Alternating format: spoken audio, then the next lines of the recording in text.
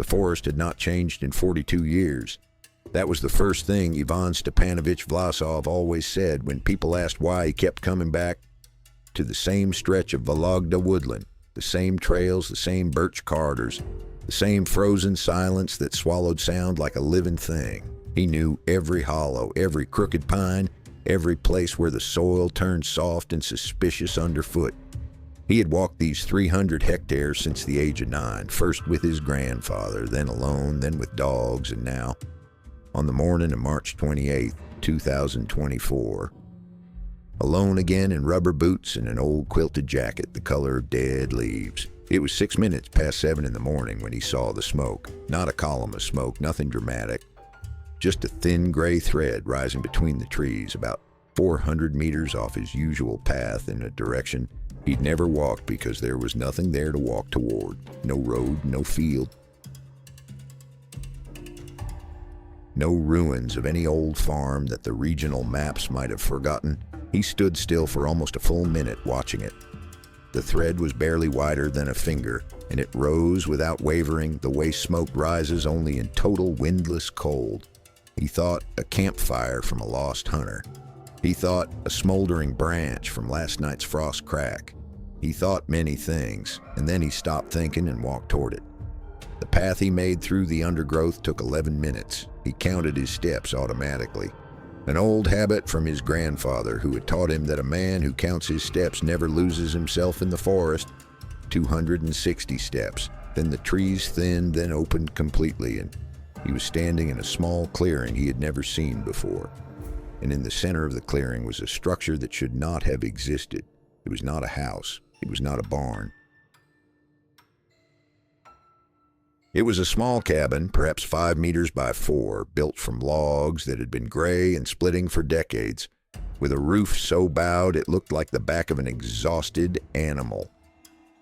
One window, which was not a window at all, but a square opening covered with a piece of thick plastic sheeting, yellow with age. The door was open, barely, a crack of darkness, and from that crack came the smoke and something else, something that was not quite a smell and not quite warmth, but a presence like the residual breath of a place that had been lived in for a very long time. Vlasov stood at the edge of the clearing for perhaps 30 seconds, then he called out, the way men do in Russian forests when they approach a stranger's space, once firmly, not too loud. No answer. He crossed the clearing. He pushed the door open with his shoulder.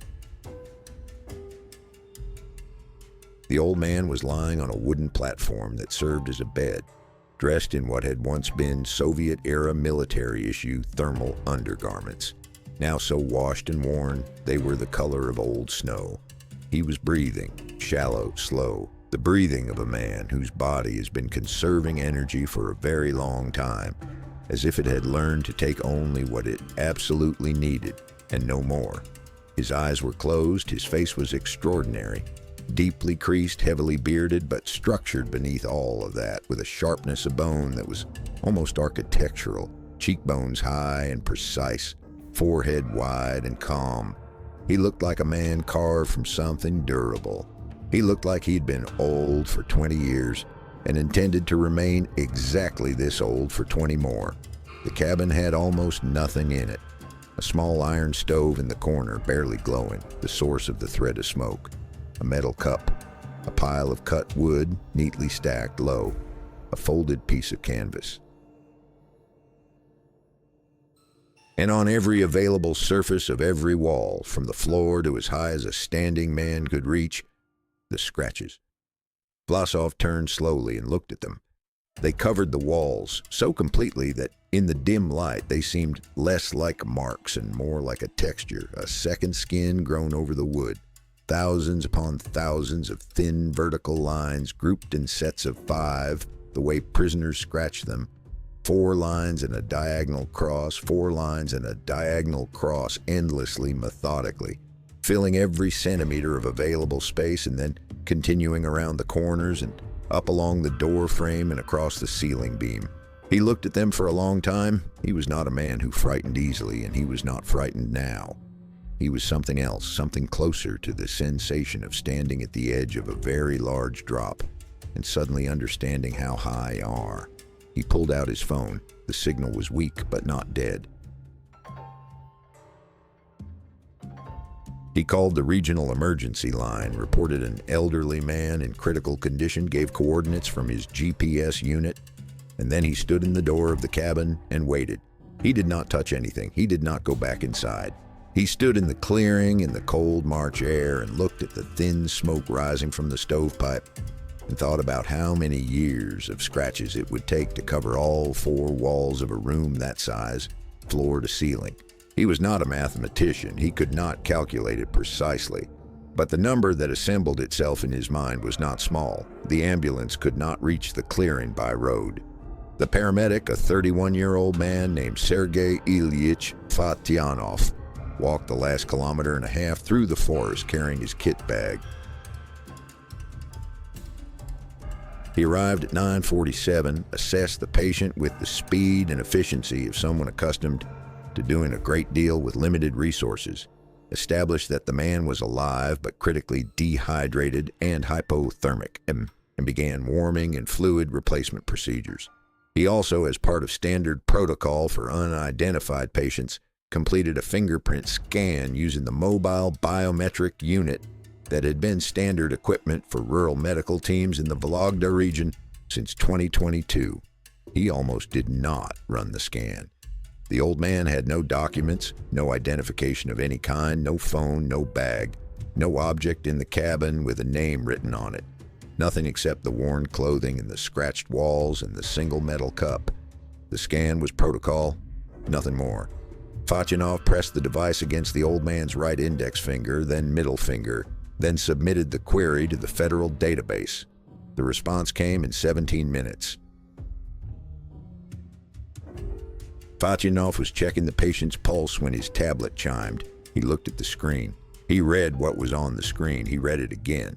Then he read it a 3rd time, slowly, the way a person reads something when the words are clear but their meaning requires several attempts to enter the mind. The confidence rating was 100%.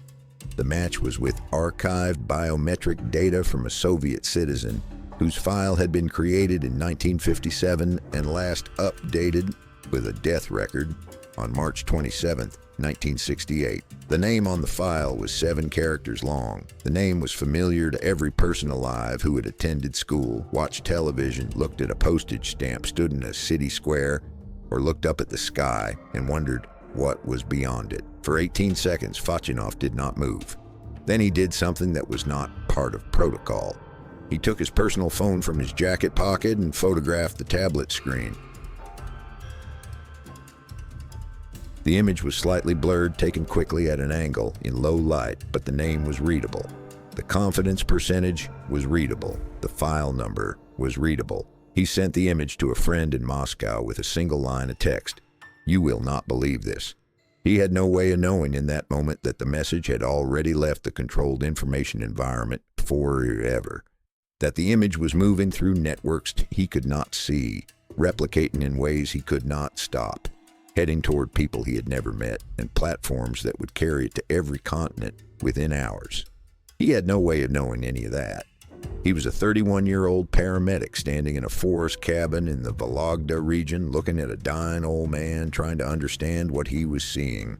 40 minutes later, 2 black vehicles arrived at the edge of the forest. The men who got out of them did not introduce themselves. They showed badges briefly and put them away. They spoke to Vlasov for approximately 4 minutes and then asked him to leave the area. He left. He walked back through the forest on his own counted steps, 260 back the way he had come. And he kept walking all the way to his truck, and he drove home, and he sat at his kitchen table and did not speak for 2 hours. The cabin was secured. Fatyanov's official tablet was taken. A medical transport arrived. The old man was moved. But before any of that, before the vehicles and the badges and the controlled silence, Fatyanov had done one more thing. Before the first vehicle had even pulled up to the tree line, he had walked back to the cabin.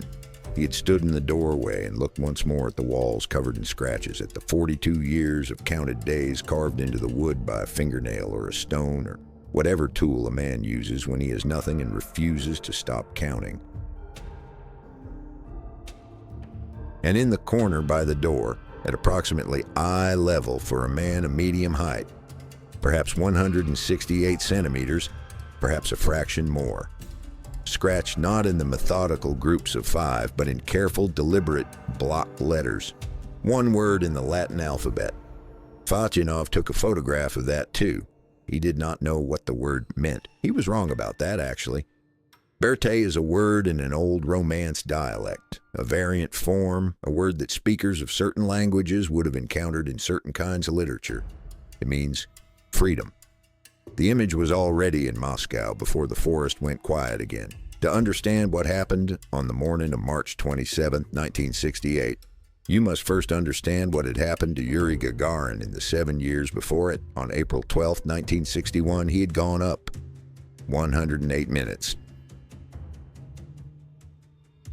One orbit around the Earth at a speed of 27,400 kilometers per hour, at an altitude of 301 kilometers at its peak. He had gone up a training pilot from a village in Smolensk Oblast, the son of a carpenter and a dairy farmer, a man who had repaired tractors as a teenager and who still, at 27, had the habit of looking at the sky the way country people do. Not his background, but his presence. He came down a symbol. The distinction matters. A man can be managed, a symbol cannot be touched. But a symbol also cannot have opinions, cannot demand things, cannot walk into a government office and place a written report on a desk and say, "This is what I witnessed and this is what I believe must change." A symbol belongs to everyone and therefore, in the precise logic of Soviet bureaucratic power, to no one, which is to say, to the state. For 7 years after Vostok 1, Gagarin existed in the uncomfortable space between those two categories. He was too famous to ignore, too human to fully control. He toured the world, 60 countries, cheering crowds, state dinners, his face printed on stamps in nations that had never sent a single object into orbit. He smiled in photographs. He gave speeches written by other people. He shook hands with presidents and kings and factory workers and school children. And everywhere he went, the reaction was the same. Not admiration exactly, but something more disorienting, something closer to recognition. As if people were looking at him and seeing not a Soviet cosmonaut, but a human being who had done something that all human beings had wanted to do since the first of them looked up. The state had not anticipated this. They had anticipated a hero. They had not anticipated a mirror. Back home, the management of Gagarin's daily existence became an increasingly delicate operation. He was appointed deputy director of the Cosmonaut Training Center, a position of significant title and limited actual authority, designed to keep him occupied and visible without giving him control over anything that mattered. He was enrolled in the Zhukovsky Air Force Academy, where he wrote and successfully defended a thesis on aerodynamics. Not a ceremonial degree, but genuine technical work, completed under the same conditions as any other candidate. He was placed on the backup crew for Soyuz 1, and that is where the arithmetic of the system began to produce results it had not intended. Vladimir Komarov flew Soyuz 1 in April of 1967. The capsule had been rushed into service over the documented objections of engineers who had identified more than 200 critical design flaws. Komarov knew the craft was defective. There is evidence, contested, but persistent, that Gagarin knew too that he had reviewed the technical assessments, that he had attempted to intervene. In the end, Komarov flew because the political calendar demanded it. He died when the parachute system failed and the capsule struck the ground at high velocity. He was the first human being to die during a space mission. The effect on Gagarin was not grief alone. It was something that combined grief with clarity, the kind that arrives when a person finally understands that the institution they have been loyal to is capable of certain specific categories of decision. He went to see Komarov's family. He attended the state funeral. He kept his face composed in all the official photographs. And then, in the weeks that followed, he began to write. The reports he submitted to the Central Committee, 3 of them over a period of 4 months, have never been fully declassified. What is known of their contents comes from peripheral sources: colleagues who saw drafts, assistants who filed copies, a single reference in the published diary of General Nikolai Kamanian, who ran the Cosmonaut training program and who noted with evident discomfort that Gagarin was raising questions that should not be raised through official channels.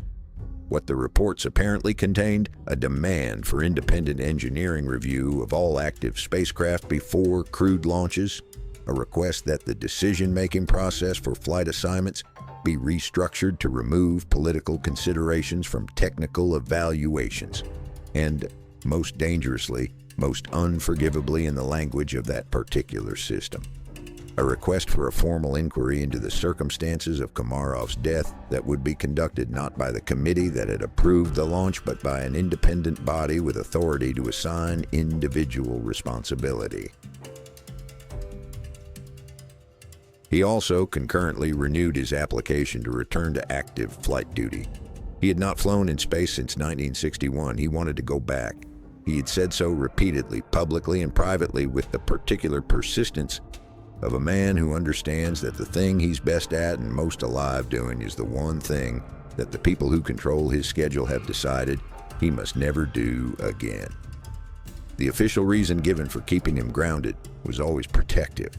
The first cosmonaut was too valuable to risk, too important to lose. The real arithmetic was simpler. A dead Gagarin was a martyr, fixed in amber at 34, perfect forever.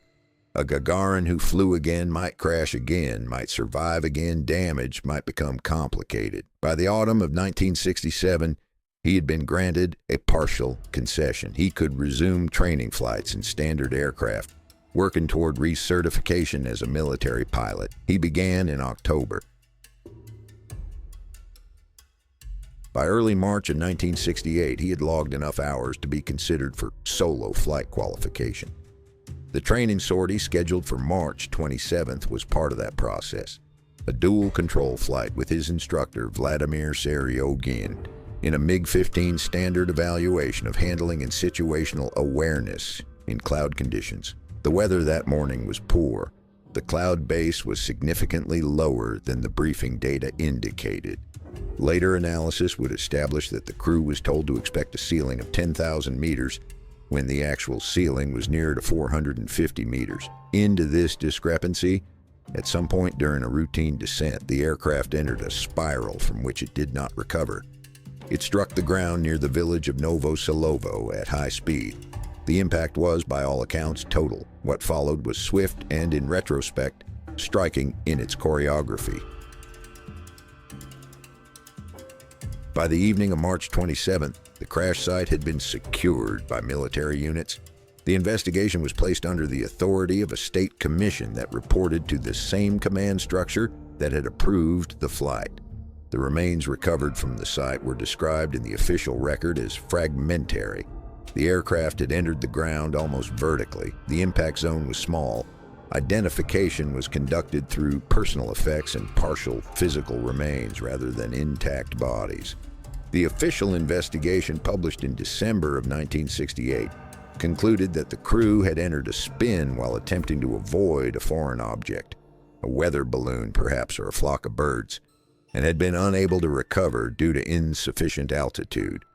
Pilot error, essentially, compounded by circumstance. The funerary urns of both men were interred in the Kremlin wall on March 30th. More than 40,000 people passed through the central house of the Soviet Army in the 24 hours that access was open. The queue extended for blocks. Valentina Ivanovna Gagarina, his wife, 32 years old with two daughters aged 9 and 7, stood in the receiving line for hours. She did not open the urn. No one opened the urns. The nature of the remains, it was explained, made a traditional open casket ceremony inappropriate. Now, the file marked Mulchania. Silence. 273 pages. The existence of this file emerged not through a single dramatic leak, but through the accumulated cross-referencing of several smaller disclosures. A reference in a 1992 declassification index that listed a folder by that designation without releasing its contents. a 2003 legal request by a journalist that was denied on national security grounds, but whose denial confirmed the file existed, and a 2019 partial release that included 17 pages of what appeared to be meeting minutes from a session of a restricted interagency committee dated March 20th, 1968, 7 days before the crash. The language of those 17 pages is the language of bureaucracy in its most revealing mode. Precise, euphemistic, methodical, and in its very precision and euphemism, somehow more disturbing than direct statement could ever be. The subject under discussion is referred to throughout as the current informational situation regarding Subject 17. Subject 17's activities are described as creating an unacceptable level of independent institutional engagement. His requests for inquiry into the April 67 incident are characterized as structurally destabilizing. The phrase used most frequently in connection with the proposed resolution is one that translates approximately as conservation protocol, a phrase with no standard bureaucratic meaning, coined apparently for this specific context, which the minutes never directly define. What the minutes do record with the flat clarity of a meeting agenda is that 3 options were presented to the committee. The first 2 are partially redacted. The third, the one that carries the notation approved pending technical implementation, reads in its unredacted portion, subject transitions to non-active status without irreversible physical outcome. Public informational closure via existing precedent. Duration, indefinite pending review, non-active status, non-irreversible, duration indefinite. The committee meeting of March 20th, 1968 produced a conclusion. Yuri Gagarin, the first human being in space, had become a problem that a living death could solve more cleanly than an actual one. A dead Gagarin would be mourned, elevated, perhaps examined. His unresolved reports might resurface. Questions might be asked about Komarov that would now attach themselves to Gagarin's name and give them weight they did not have when he was merely an inconvenient bureaucrat. But a Gagarin who had simply ceased to exist, who had flown into clouds and not returned, whose remains were fragmentary, whose urn was sealed, whose widow was young and quiet and in shock. That Gagarin would become exactly what the state needed him to be. Permanent, unchanging, asking nothing, answering nothing, looking down from every wall and in every school in the country with that particular smile of his that people always described as warm, and that was perhaps the last genuinely free thing about him. The technical implementation is described nowhere in the 17 released pages. What is described in a single paragraph near the end, written in a different typeface suggesting it was added after the original document was composed, is a personnel assignment. A physician, rank redacted, was to be attached to the Northern facility, with a security clearance at the level designated for Category 7 material, effective immediately upon conclusion of the operation. The Northern facility had no official name. Its coordinates placed it in the Vologda Oblast. It was listed in regional land registries as a forestry management station. It covered 3 hectares. It had 7 rooms, and on the wall of one of those rooms over the years that followed, a man who had once seen the earth from above would scratch the days into the wood with whatever he could find, a nail, a stone, the edge of a metal cup, and count them, and keep counting, because counting was the one act that the system could not reach and could not stop and could not file under any protocol or classify under any designation, because it belonged only to him. And he was still underneath everything they had done to him, a man who refused to stop knowing what day it was. The file on Facility 12 does not exist in any database that is publicly searchable. It does not appear in the Vologda Regional Land Registry under any designation that connects it to the KGB or its successor agencies. It does not appear in the partial declassifications of 1991 or in the archival access programs of the post-Soviet decade, or in any of the several thousand folders that researchers from the Memorial Society cataloged before that organization was forcibly dissolved in 2021 What exists instead is a silence so precisely shaped that the shape itself becomes evidence. In the regional land records of 1969, a parcel of 3 hectares in Gryazovets district, Vologda Oblast, was reclassified from agricultural reserve to forestry protection zone, Category 4. Category 4 was a designation that in Soviet land management law restricted access, prohibited private construction, and placed the parcel under the administrative jurisdiction of a ministry that had no obvious reason to be managing forestry in that particular location. The ministry in question was not the Ministry of Agriculture. The access restrictions for Category 4 land under the 1968 amendments to Regional Land Code required no further explanation and permitted no public inquiry. The reclassification was signed by a deputy regional administrator whose subsequent career moved with unusual speed to positions in Moscow. He died in 1994. His personnel file is sealed. The parcel sat in those records, unremarked, for 55 years. In the spring of 2024, a team of 3 researchers, 2 historians from the Moscow-based Archive Investigation Project and 1 structural engineer, obtained a general access permit for the area under a standard environmental survey designation and walked the perimeter of the parcel over 2 days. What they found on the surface was consistent with its official designation: mature secondary growth forest, no visible structures, no roads, no fencing currently standing. What the structural engineer found beneath the surface using ground-penetrating radar equipment carried in 2 backpacks was not consistent with anything a forestry protection zone has any reason to contain. Concrete foundations, at least 4 distinct pours, different ages. The earliest consistent with construction in the late 1960s. A linear subsurface corridor running approximately 80 meters on a northeast-southwest axis. Regularized void spaces at intervals. The engineer described them in her report as consistent with a series of individual rooms of approximately 12 square meters each, separated by load-bearing partition walls. Power conduit trenches, now empty but clearly once active, running from a central point, the location of what had apparently been a generator housing, to each of the room-size voids along the corridor.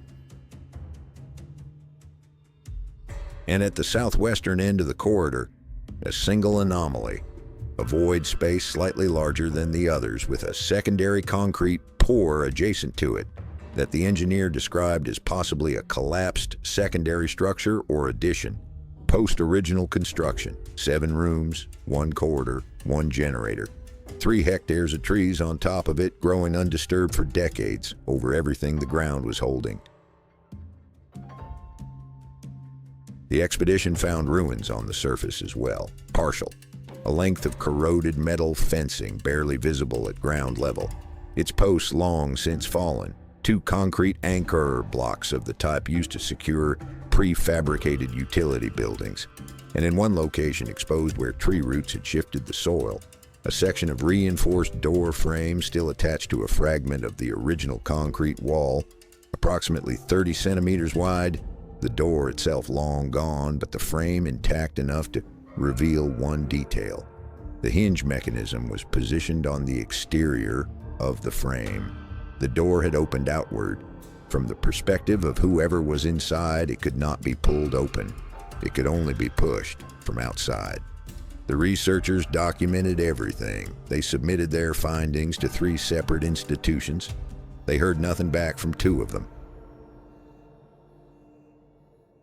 The third sent a reply acknowledging receipt of the report and indicating that the matter had been forwarded to the relevant department for assessment. That was in August of 2024. The assessment, as of this writing, has not been made public. What a man does in a room 4 meters by 3 with no window and 1 door that opens only from outside in the first weeks, that is one kind of story. What he does in that room over 20 years, that is a different kind of story entirely. It is a story about the relationship between a human mind and time, and about what the mind will do in the complete absence of external structure to prevent itself from dissolving. Dr. Alexei Fyodorovich Gromov was 34 years old when he was assigned to Facility 12. He had graduated from the Second Moscow State Medical Institute 6 years earlier, had completed his residency in internal medicine at a regional hospital in Yaroslavl, and had then spent 3 years in a position he would describe only in the diary he kept as service medicine, a phrase that in Soviet professional vocabulary typically indicated assignment to a closed institution under military or security jurisdiction. He was not, by his own account, a political person. He had not sought the assignment. He had been told he was being transferred, given 48 hours to arrange his personal affairs, and driven to Vologda in a vehicle with no markings. His first entry about the patient he calls Number 7 was written approximately 3 weeks after his arrival. It is matter-of-fact in tone, the language of clinical observation, the habit of a trained physician, height 168 centimeters, weight significantly below normal range for the frame, signs of prolonged caloric restriction, muscle tone surprisingly preserved, suggesting consistent physical activity, blood pressure elevated, reflexes intact, no apparent cognitive impairment. He notes the patient's eyes as unusually alert, a phrase that appears twice in the first entry, as if Gromov found it necessary to record the observation twice in order to trust it. The second entry is less clinical. In it, Gromov writes, "He asked me today what year it is. I told him. He nodded as if he had already known, but was confirming. He said, 'So it has been 6 years.' He did not say this with bitterness. He said it the way a navigator states a position. For the first several months, the entries maintained the clinical register." Gromov records the patient's physical condition, his diet, which was adequate in calories but monotonous beyond any reasonable measure. The same rotation of items brought in from an external kitchen. His sleeping patterns, his apparent emotional state.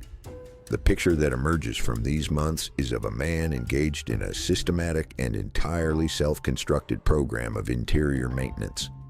Every morning, without exception, physical exercises, the specific sequence varying but always lasting between 40 and 60 minutes, conducted in the 3-step width of available floor space. Then a period Gromov describes as mental reconstruction work. The patient would close his eyes, become still, and remain that way for a period that varied from 30 minutes to 2 hours. When Gromov asked eventually what he was doing during these periods, the patient said, "I'm flying." He meant it technically. He was reconstructing from memory the complete sensory and procedural experience of flight, instrument checks, navigation calculations, atmospheric entry angles, the physical sensation of G-forces on the body in various maneuver configurations. He worked through it systematically, each session covering a specific segment of what he remembered from his training and his flight hours, repeating each segment until it was as sharp and retrievable as it had been when he last performed it in an actual cockpit. He was maintaining a skill set with no instruments, no aircraft, no sky. He was flying inside a concrete room 4 meters by 3 in the dark. He also, Gromov records, reconstructed history. He had no books and no paper for the first years. Both were prohibited.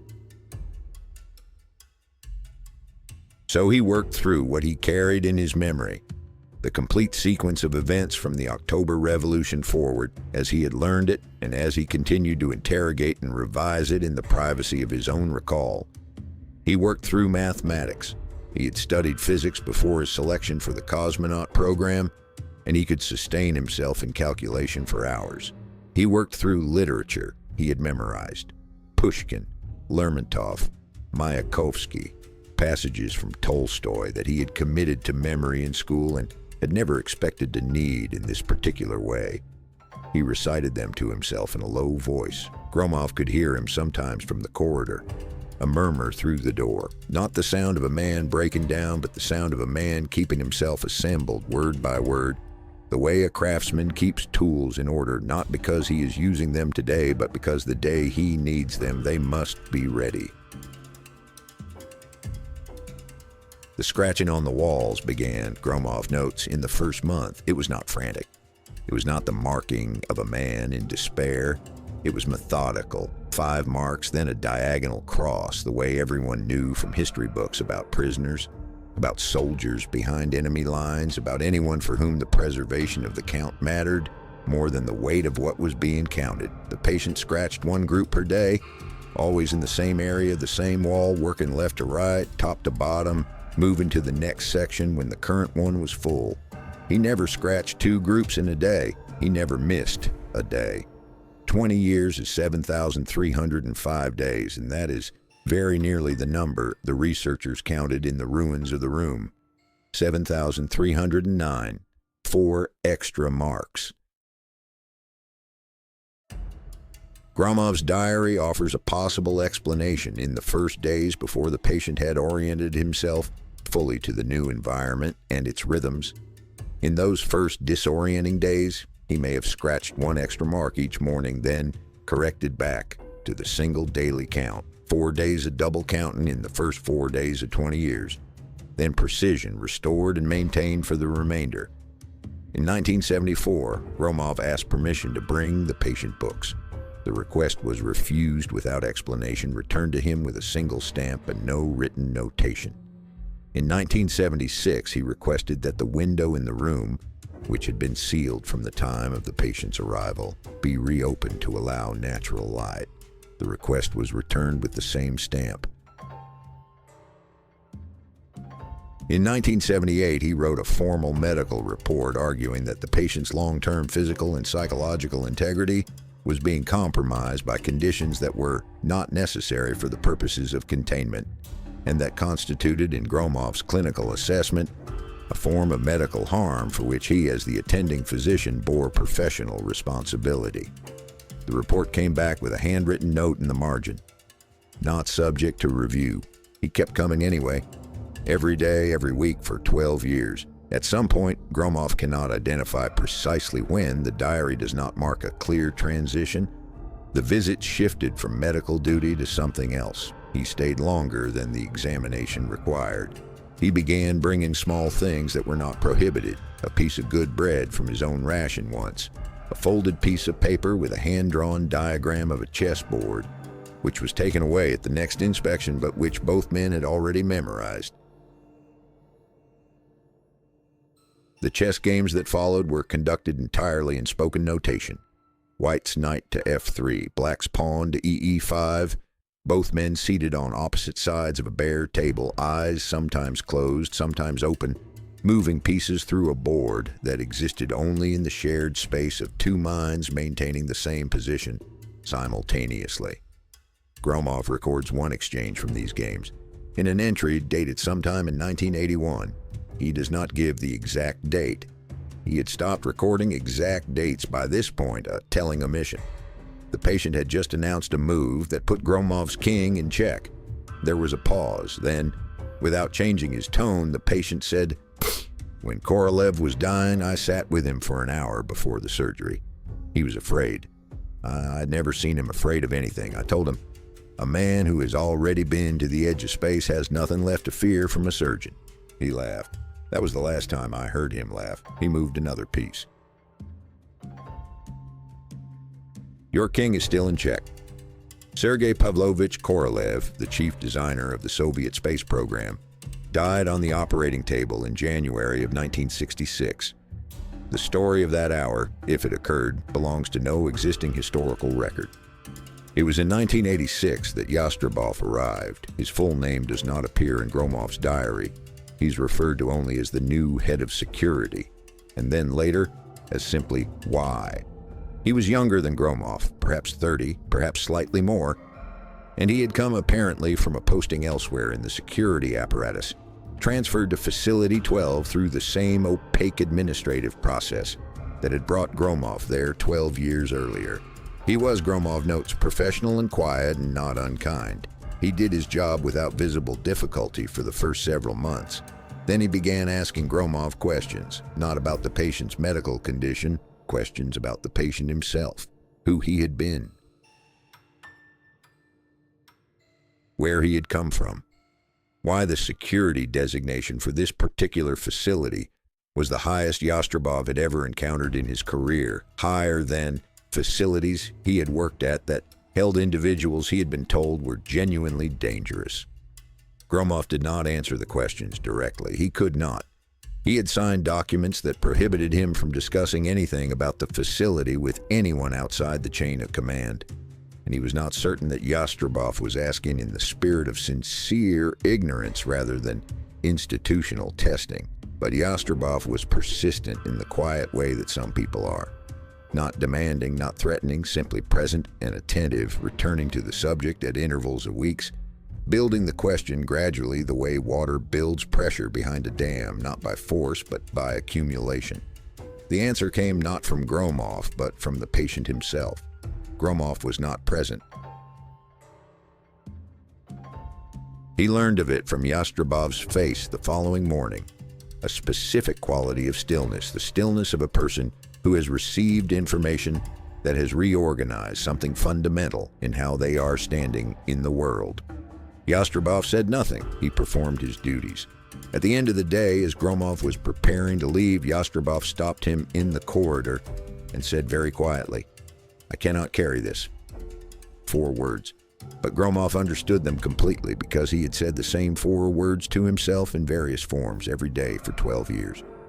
The plan took 2 years to construct. It required no outside help, no communication with anyone beyond the 3 men involved, no resources that were not already present at the facility.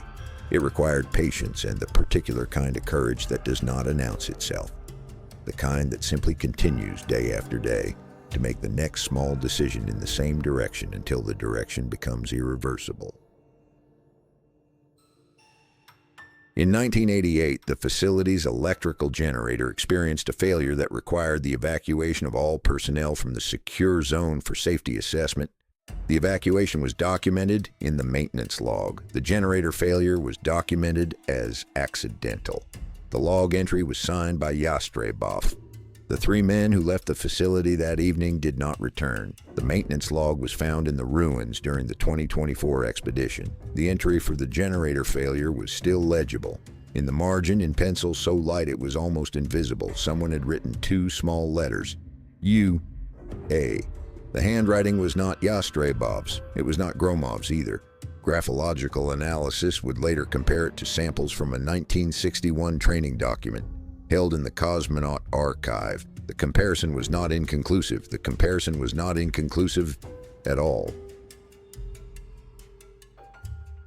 The night shift at Regional Clinical Hospital number 4 in Vologda runs from 11 in the evening to 7 in the morning, and the woman who worked it on April 1st, 2024, had been a nurse for 19 years. Her name was Oksana Valentinovna Semena, and she was the kind of person hospitals depend on without ever quite acknowledging, the kind who arrives on time, leaves on time, does exactly what the work requires, and then a fraction more, and who has developed over nearly 2 decades of night shifts the specific perceptual skill of distinguishing between the different qualities of silence that a sleeping patient produces. There is the silence of rest, the silence of sedation, the silence of someone whose body is working very hard on something. And there is a 4th kind, rarer, which Semena would later describe in her statement as the silence of someone who has decided to come back. She noticed it at 4:22 in the morning. She had checked room 14 at 4 o'clock as part of her standard rounds. The patient, admitted under the designation unidentified male, approximate age 80 to 90, Vologda region intake, had been stable for 3 days, which is to say his vital signs had moved from the territory of immediate crisis into the territory of serious but unsustainable. He had been rehydrated. His core temperature had been restored. He had not regained consciousness, or had not appeared to. His chart showed the numbers of a body that had survived extraordinary circumstances through some combination of physiology, and the attending physician had noted in a marginal comment that was more philosophical than medical, apparent determination. At 4:22, Semena was passing the room on her way back from the supply station at the end of the corridor when she slowed, stopped, and pushed the door open. She could not explain afterward what made her stop. The monitors had not alarmed. The corridor was quiet. She simply stopped. The old man's eyes were open. He was looking at the ceiling, not at the walls, not at the door, not at the window where the first gray of pre-dawn was beginning to outline the curtains. The ceiling, with the fixed, deliberate attention of someone who has chosen their first point of reference carefully and is using it to orient. His hands, which had been lying open at his sides in the particular looseness of unconsciousness, were now slightly closed. His breathing had changed. Still slow, but voluntary now. A person's breathing, not a body's. Semina crossed to the bed. She said his name. They had no name for him, so she said, "Good morning," instead, the way you would say it to anyone, the way it is always the right thing to say to a person who has just returned from a long way away. He moved his eyes from the ceiling to her face. He looked at her for a moment with the expression of a man confirming that what he is seeing is real and not a continuation of something else. Then the corners of his mouth moved, not a smile exactly, but the precursor to one, the muscular memory of a smile. He said one word. It came out quietly, without drama, without apparent effort. The way a person says a word they have said 10,000 times, a word that lives in the body rather than in the mind, that bypasses thought entirely and arrives directly from somewhere older and deeper. Poyakali. Let's go. Semina stood very still for a moment. Then she pressed the call button on the wall panel, kept her hand on it for 2 full seconds and stayed where she was, looking at him because she had the instinct, not the reasoning, but the instinct that the most important thing she could do right now was to not leave him alone. By 4:31, there were 7 people in room 14.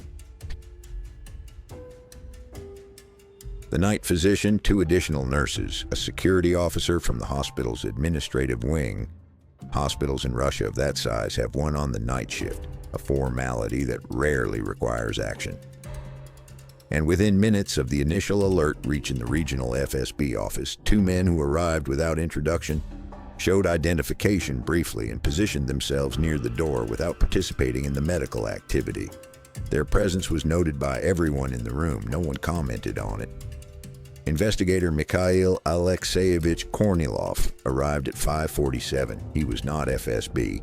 He was a senior investigator from the regional branch of the investigative committee. A different institutional animal with a different mandate and, crucially, a different chain of command.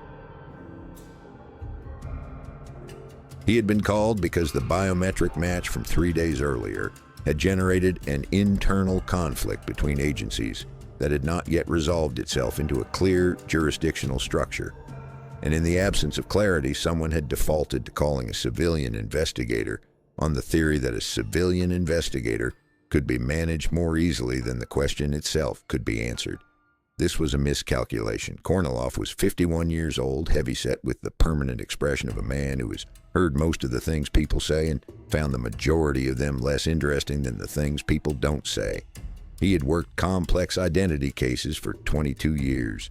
He had never worked a case like this. He pulled a chair to the bedside, sat down, opened a notebook, actual paper, a habit from his early career that he'd never abandoned, and looked at the old man for a moment before speaking. The old man looked back.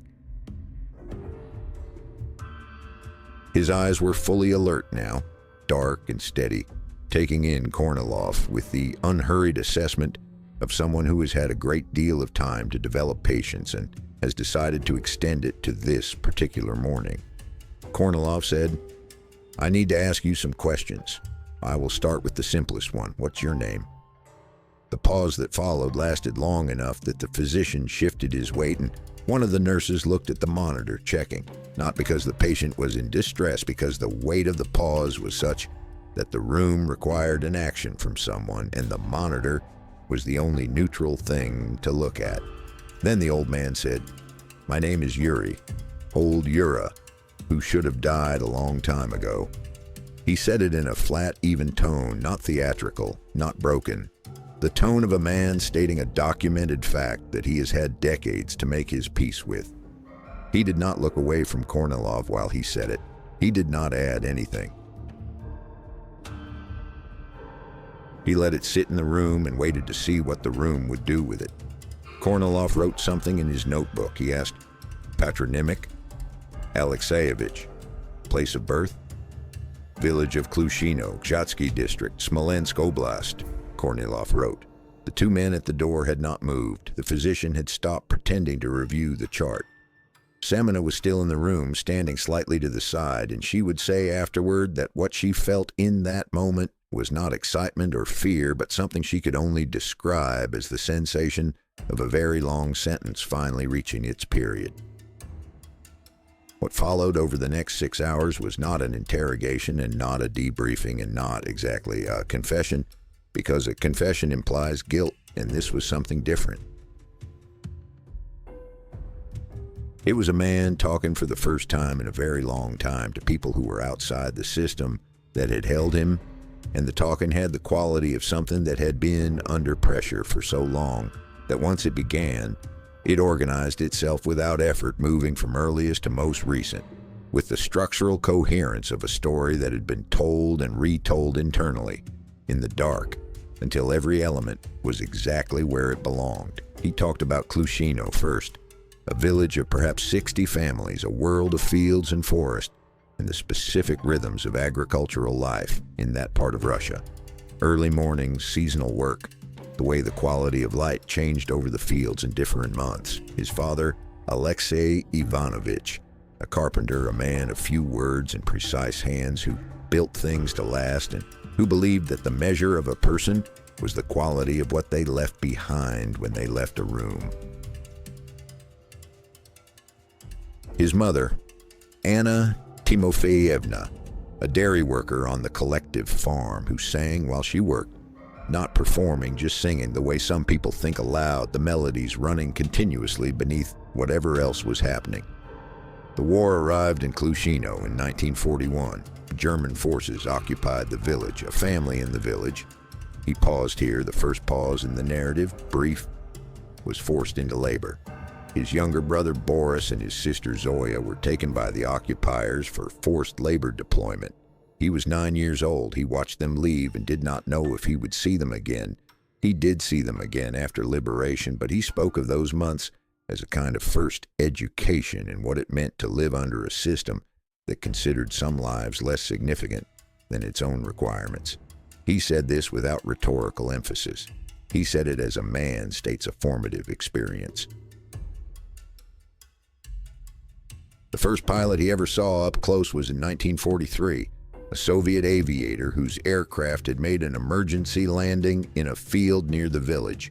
The plane damaged, but the pilot unharmed, and the pilot had walked out of the cockpit and stood in the field in his flight suit and helmet, while the village gathered around at a cautious distance.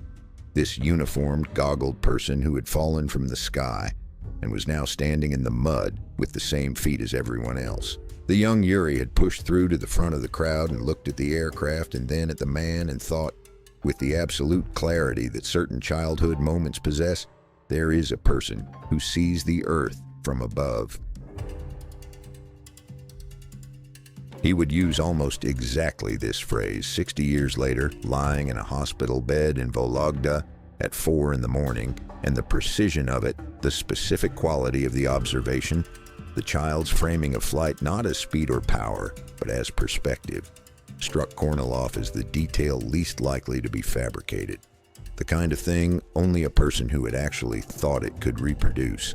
He talked about the training, the centrifuge, a machine that took the human body and subjected it to forces far beyond what it was designed to experience, pressing consciousness toward its outer edge and demanding that it function there, and then pressing further. He had found during centrifuge sessions a technique he never reported in official evaluations. He focused not on the force itself, but on the earth below it, imagining the planet from a sufficient altitude that the force became proportionate. A tiny thing pressing on a tiny person over a tiny patch of a very large sphere. The perspective made it manageable. The perspective always made things more manageable. The sensory deprivation chamber, he called it by the informal name the cosmonauts used, which does not translate cleanly but means approximately the box of your own company.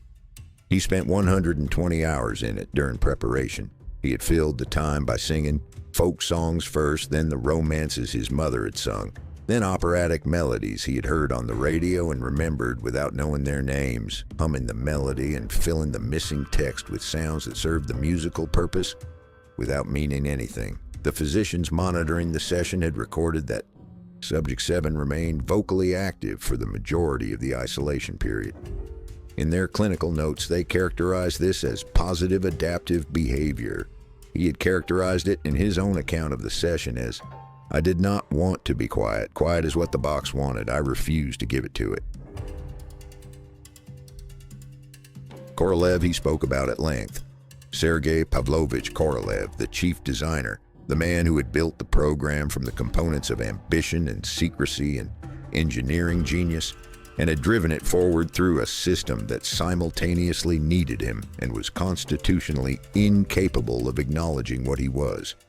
He had met Korolev before his selection. He had liked him immediately, not for the genius, which was obvious and therefore not particularly interesting, but for the way the man listened. Korolev listened as if the person speaking was the only problem worth solving. On the night before the Vostok 1 launch, April 11th, 1961, the night before everything, they had sat together for perhaps 40 minutes. Korolev's hands were unsteady. Not the hands of a frightened man, the hands of a man who understood precisely what was about to happen, and what the margin for error was, and what the consequences of that margin being exceeded would be. He was afraid. He had said so directly, which was, by any standard of the world they both inhabited, an extraordinary thing to say. "I told him," the old man said, looking at the ceiling again now, not at Kornilov, the way people look when they are no longer narrating but remembering. "I told him, the rocket will work. You built it. It will work." He paused. He said, "That is not what I am afraid of." I asked him what he was afraid of. He said, "I am afraid of what happens to you afterward, not in space, after." Another pause, longer. I did not understand what he meant. I was 27. I thought he was talking about the re-entry. He turned his eyes back to Kornilov. He was not talking about the re-entry. The flight itself he described in the sequence of an aviator's debrief. Ignition, separation, ascent, orbital insertion, the moment of confirmed orbit. Then he stopped the technical sequence and said, "The first second of weightlessness, I thought I was dying. Everything left my body, all the downward feeling, all the weight of everything. I thought, this is what it is. Then I realized it was the opposite. I was not leaving, I was arriving." He described looking out the porthole, the earth below, not the photographs, not the image everyone knew, but the actual living thing seen with eyes at 300 kilometers. The specific quality of the blue, which he said was not one blue, but thousands of blues layered and shifting, the atmosphere catching light at its edges, in a way that made the planet look fragile and self-illuminated at the same time, like something that was generating its own light from within, like something alive. He had 108 minutes up there, one orbit, one pass. Then they brought him back. He looked at Kornilov. He said, "Afterward, they gave me the title, the medals, the car, the apartment, the dacha, the parades, the photographs, the speeches. They gave me everything, everything except the one thing." He raised one hand very slightly from the bed, a small gesture, the gesture of a man who does not have much physical energy to spare and is allocating it precisely. "They would not let me go back 7 years. Not once. I had been to the edge of everything a human being can reach, and they said, that was enough. Now be a symbol. Symbols do not fly. Symbols stand on pedestals. Symbols open factories and give speeches to school children and smile in the photographs, and do not ask questions about dead colleagues, and do not write reports to the Central Committee, and do not..." His voice did not rise. It remained absolutely level, which was somehow more forceful than rising would have been. "Do not exist as a person who has opinions and intentions and the reasonable expectation that a person who has done what I was asked to do might be treated as a human being afterward." The room was quiet. Kornilov had stopped writing. On his notepad, the last entry read, 108 minutes. Below it, he had written nothing. Below it, there was simply the white page. One of the men at the door shifted his weight. It was the only sound. On July 17, 2024, investigator Nesterov arrived at his office at 7:40 in the morning and found 3 sealed envelopes on his desk. He had not requested them simultaneously. They had arrived simultaneously anyway, the kind of convergence that happens when separate processes running in parallel for months reach their conclusions at the same moment, as if the evidence itself had agreed on a date. He opened the first envelope. It contained a forensic analysis of 41 documents recovered from the ruins of Facility 12 and from a secondary archive location in Yaroslavl that had been identified through the land registry cross-referencing conducted earlier that spring.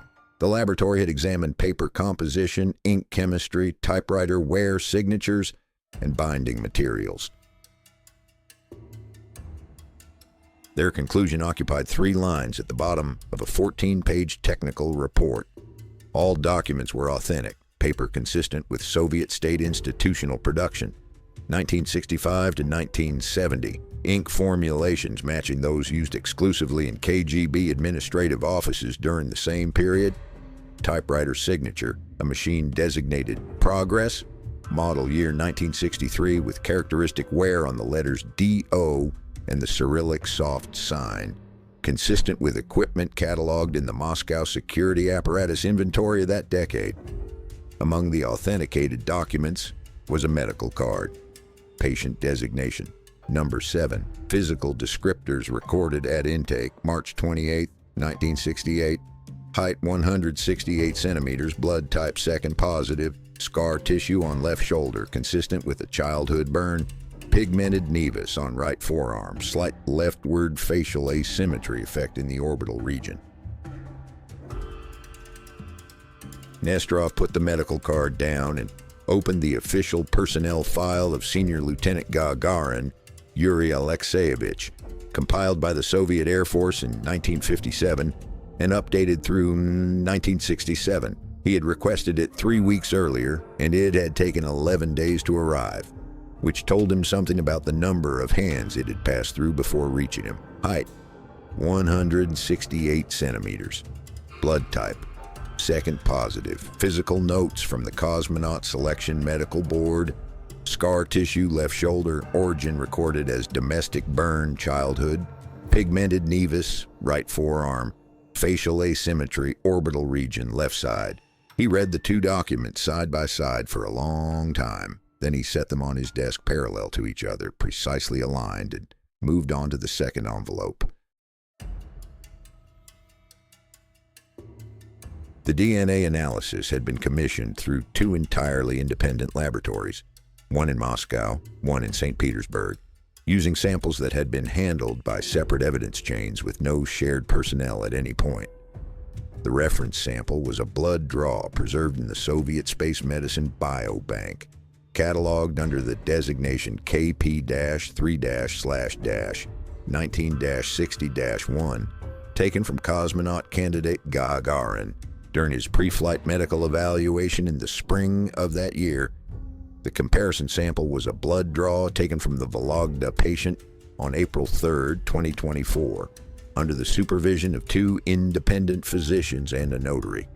Both laboratories returned their results on the same day. Neither laboratory knew the other had been commissioned. The Moscow report ran to 22 pages of technical methodology. The St. Petersburg report ran to 19. Their conclusions were identical in substance and almost identical in phrasing. The specific language that scientists use when the data leaves them no alternative. The probability that the 2 samples originate from different individuals is statistically negligible. The profiles are consistent with a single source. Nesterov read both conclusions. He placed both reports in a separate folder, which he labeled with a number rather than a name. A professional habit, the reflex of a man who had learned early in his career that a name on a folder changes how people read what is inside it. He sealed the folder. He set it aside. He opened the 3rd envelope. Valentina Ivanovna Gagarina had died in March of 2017. She had outlived her husband's official death by 49 years, raised 2 daughters, maintained a public silence about the personal details of her marriage that was so complete and so consistent that journalists had eventually stopped trying to breach it and had come to describe it in their profiles of her as dignity. It was dignity. It was also possibly something more complicated than dignity. The composure of a woman who had been told or had understood or had simply known in the way that a person knows the things that matter most to them, that something about the official account of her husband's death did not hold the weight it was supposed to hold. She had left a letter, not to the state, not to any institution, to her daughters, Yelena and Galina, in a sealed envelope placed with her personal papers, with a handwritten note on the outside that read, "To be opened after my death, at your discretion." They had opened it in April of 2017, 1 month after her passing, and they had kept its contents private for 7 years. In the spring of 2024, with the Vologda case generating the kind of institutional momentum that eventually reaches everyone connected to a story, they had provided the letter, voluntarily, without legal compulsion, to the investigation. The letter described an afternoon, the afternoon of March 26, 1968, the day before the crash. Her husband had come home earlier than expected. He had been quiet in the way he was sometimes quiet, which was different from sadness. A focused quiet, the quiet of a man who has processed something difficult and arrived at a position he can stand on. They had eaten dinner together with the girls. After the girls were in bed, he'd sat at the kitchen table and told her that there were people in the system who were more powerful than his career, more powerful than his name, more powerful than the things he had asked for and been denied. He had said that a decision had been made. He had said he did not know all the details of the decision, but that he understood its direction. He had said, "I will be alive. I will be somewhere. I do not know where, but I am going to be alive." She had not asked him to explain further. She wrote in the letter that she had not asked because she already knew not the details, but the shape of the thing. The way you know the shape of a room, even in the dark, because you have lived in it long enough. She had simply looked at him across the kitchen table and said, "Then come back." He had said, "I will try." The last line of the letter was written in different ink, a darker blue, applied more heavily, the writing of someone older and with less certainty in the hand. It read, "If you find him, or if he finds you, tell him that I waited. Not bitterly. Just that I waited. He will understand the difference." Nesterov sat with the 3 envelopes for a long time after reading the third one. The science was on his desk. The documents were on his desk. The letter was on his desk. In his notebook, he had written, at some point during the morning, a single line that he had not been conscious of writing until he looked down and saw it there. Some cases closed themselves. On August 23rd, 2024, Yelena and Galina were taken to a room in a hospital outside Vologda. They had been told nothing specific, only that there was a person they should meet and that the meeting was voluntary, and that there would be no cameras. Galina, the younger daughter, was 66 years old. She had her father's cheekbones. She walked into the room and looked at the old man in the bed and stood very still for a moment. Then she said, "We don't need the files." Her sister put a hand on her arm. Galina did not move. She kept looking at the old man. She said, "There are things you don't have to prove. They're just there." The old man looked at both of them without speaking. His eyes moved from one face to the other and back. The slow, careful movement of a man reading something he has waited a very long time to read. Then he closed his eyes. Not in grief. In the particular way a person closes their eyes when they have finally put something down that they have been carrying for a long time, and their body needs a moment to remember what it feels like to stand without the weight. The briefing room on March 27, 2025 held 219 journalists from 72 countries. The date had been chosen deliberately. No one said so officially, but No one needed to. 57 years to the day. The chairman of the State Commission spoke for 22 minutes without raising his voice. He used the language of institutional documentation, precise, measured, drained of color, which made what he was saying land harder than any dramatic delivery could have managed. He said that the commission had concluded, with a confidence level of 98%, that the individual recovered from the Vologda forest on March 28, 2024, was Gagarin Yuri Alexeyevich, born March 9, 1934, village of Klushino, Smolensk Oblast. He said that Operation Silence had been a crime committed by the Soviet state against an individual citizen and against the public trust. He said that the Russian Federation acknowledged institutional responsibility for the consequences of that crime. He said that a presidential decree had been issued restoring the subject's full civil rights, his military rank, and his legal personhood, which had been, in the technical language of the state, suspended rather than terminated, a bureaucratic distinction that had apparently made the operation easier to administer and that now made the restoration easier to execute. He did not say who had signed the original order. That name was in the sealed portion of the commission's report. It remained sealed. The room was quiet for a moment after he finished. Then the questions began, and they did not stop for a long time. The presidential decree included a personal letter, handwritten, delivered to the hospital outside Vologda by courier. The daughters had been present when it arrived. They had watched the old man read it. His expression did not change while he read. When he finished, he folded it carefully, held it for a moment, and then handed it to Galina and said, "Keep this. It is between the state and me, and now it is between you and me, and that is already more people than it needs." Galina kept it. She has not made its contents public. She has said only in a single interview conducted in June of 2025 that her father's response to reading it was, "Late, but not too late." She said she did not ask him what he meant by the distinction. She said she already knew. April 12th, 2025. The date needed no explanation to anyone in Russia or to most of the world. The ceremony at the Kremlin was not large. The old man had refused a state ceremony, had communicated this refusal through his daughters with a specificity that left no room for negotiation.